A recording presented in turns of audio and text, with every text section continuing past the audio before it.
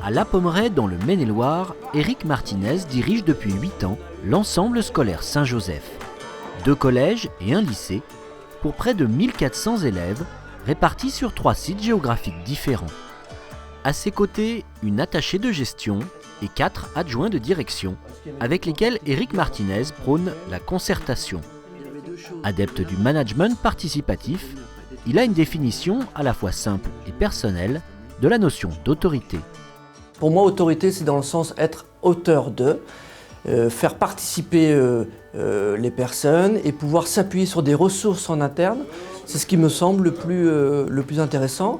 Après, l'autorité que confère la mission de chef d'établissement, certes, elle est là, mais si elle est naturelle, il n'est pas utile de le rappeler à chaque fois. Moi, je trouve que j'ai beaucoup d'autonomie. Enfin, on me laisse beaucoup d'autonomie dans mon travail, dans la gestion. Oui, on me fait une totale confiance, j'en suis certain. Et avec M. Martinez, on a un rapport très simple, facile d'abord. Ouais, il est sage aujourd'hui. Le moment du café, c'est pas un moment contraignant, au contraire, c'est un moment de convivialité. On ne parle pas forcément de travail, là. Et on aborde tout sujet, en fait, facilement. L'intérêt pour moi, c'est effectivement qu'il y ait une autonomie la plus large possible. Certes, il faut un chef d'établissement qui coordonne, qui veille, qui accompagne, qui guide. Il faut aussi savoir accepter de ne pas être au courant de tout. Pour autant, l'intérêt, c'est que les réflexions soient menées dans un cadre participatif le plus large possible, pour que ça donne du sens, de la cohérence, et que surtout, tous ceux qui sont amenés à travailler se sentent partie prenante dans cette réflexion et comprennent mieux les décisions qui sont prises. Jeudi 12, alors le matin, donc accueil des élèves de CM2, alors des écoles Notre-Dame, et là ça représente combien d'élèves là? Alors là par contre je ne serai pas là pour accueillir là, parce que moi j'ai un bureau académique. On échange tout le temps, on ne prend pas de décision individuelle. Il n'y a pas de décisions individuelles qui sont prises. Je pense que quels que soient les organes de concertation qu'il y a, le conseil de direction, les réunions de professeurs principaux, les réunions de référents pédagogiques, la vie scolaire, tout est géré en concertation.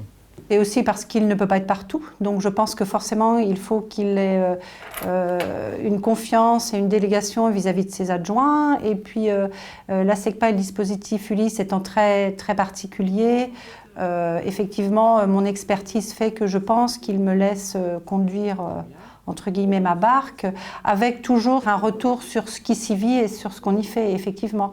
Mais sur des situations très difficiles, j'attends de lui qu'il m'aide à prendre une décision, à trancher si je suis en difficulté, qu'il me conforte dans le projet que je peux avoir vis-à-vis de mon équipe, ou qu'il me contredise aussi si effectivement je ne suis pas sur le bon chemin. Voilà, c'est ça. Ça nous permet de nous conforter, ou éventuellement dire, non, là on fait fausse route, peut-être que tu fais fausse route, réfléchis, réanalyse un petit peu la situation, revois le projet.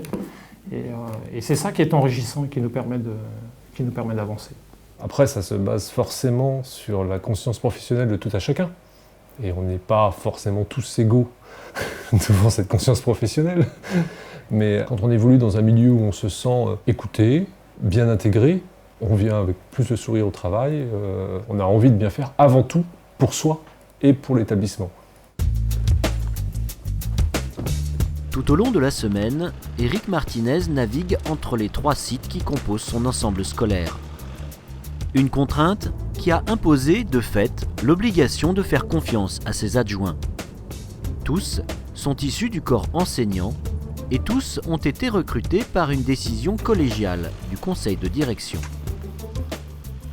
L'intérêt, c'est de promouvoir la personne, quelle qu'elle soit, et en l'occurrence les adjoints, qui eux-mêmes, avant d'être appelés adjoints, étaient des coordinateurs de niveau, qui avant d'être des coordinateurs de niveau, ils étaient des professeurs principaux.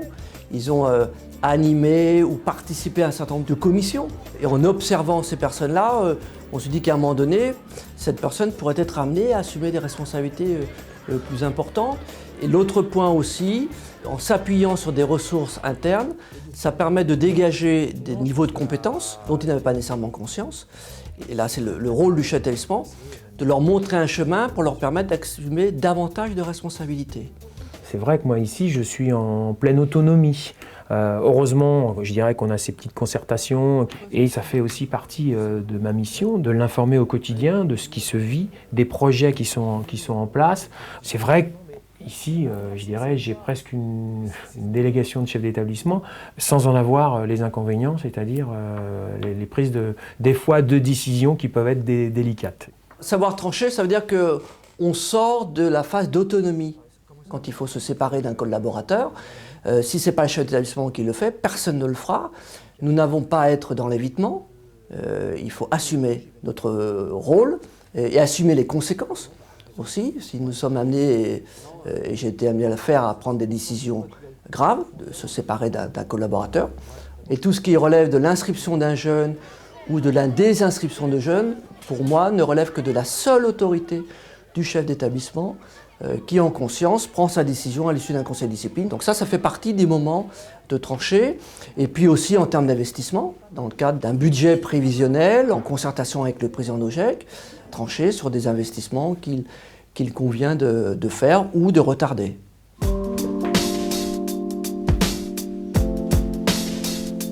Déléguer, faire confiance et savoir trancher, toutes ces composantes du management participatif nécessitent l'implication et l'adhésion de l'ensemble de la communauté éducative.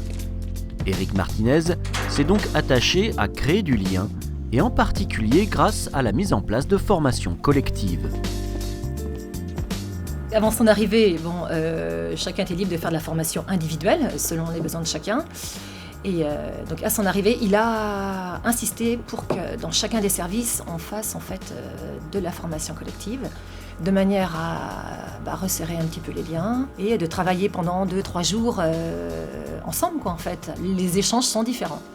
Tous les ans, tous les salariés OGEC participent à des formations collectives sur des thèmes qu'ils choisissent eux-mêmes. Et de la même façon au niveau des enseignants, avec un crédit de référence qui est malgré tout limité, mais pour lequel, en concertation avec l'OGEC, dans un budget prévisionnel, on consacre une part importante sur fonds propres en termes de formation. Là aussi, on a eu cette chance d'avoir des formateurs de qualité, donc choisis par Éric, et je dirais à la quasi-totalité des enseignants présents, tout le monde en ressort enrichi. Et ça, c'est vrai que c'est quelque chose de nouveau. Jusqu'à présent, il y a toujours un retour. Voilà, le plus fort exemple que j'ai, c'est au niveau des personnels d'entretien, voilà, qui étaient dans des relations assez difficiles avant mon arrivée, de 3 sites différents. Et depuis qu'il y a ces formations collectives, du coup, ça a créé une cohésion entre elles, un travail, une répartition des tâches, et aujourd'hui, elles travaillent différemment et sont plus à l'aise dans cette reconnaissance, en tout cas, que peut avoir l'institution vis-à-vis de ces personnes. Et j'ai souvent en tête cette phrase d'Edgar Morin qui nous disait que le jeu a besoin du nous. Voilà, à titre individuel, on n'est personne.